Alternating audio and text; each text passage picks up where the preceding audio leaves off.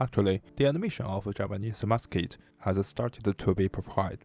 When I dig deeper, I found something that is blocking me from making the animation for Java archipels, because I found that there were seemingly some details I should figure out at first. So, what things stopped me?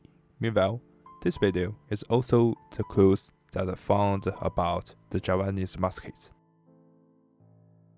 At the earliest time, I knew the Javanese musket from the Wikipedia page, and also there is a very iconic photo. It's seemingly a typical Javanese musket, but when I read the title of this photo, I found it's probably that we can be sure that this is an Indonesian matchlock. But here's another half-part title.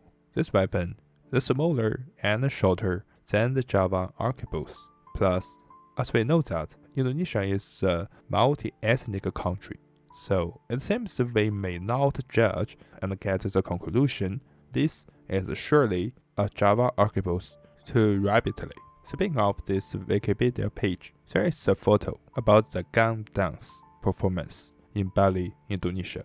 So it should mean that there is also a unique and traditional firearm culture in Bali. So there may be a kind of Balinese traditional firearm as well. At the same time, when I saw it, I suddenly realized the gun dance in the Arabic world. But here, the majority religion of Balinese is Hinduism. The people of Arabic world are Muslim, although both ethnic of people have different religions and cultures, but also have their own firearm cultures. And a part of firearm culture has been mixed into their traditional dance.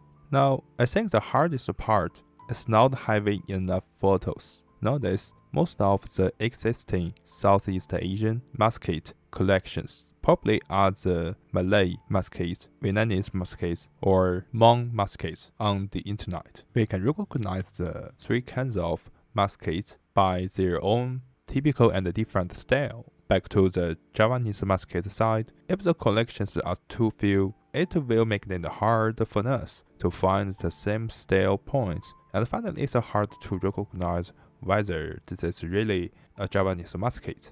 Then, Javanese started to use the gunpowder weapons from the 16th century at least. Additionally, in history, Muslim merchants dominated the trade in Southeast Asia by the 9th century or earlier. In the 12th or 13th century, Islam spread in Southeast Asia, and in the 15th century, the spreading speed got faster. Java Island probably became a part of the Islam world in the years. During that time, the European explorers' ships didn't arrive here. Therefore, the firearms, which was seen by the first group of European explorers in the 16th century, might be the firearms with Islamic techniques. But confusing points appeared. Why today, most of the firearm collections of Southeast Asia are the snap matchlock, or we can call them Istinga.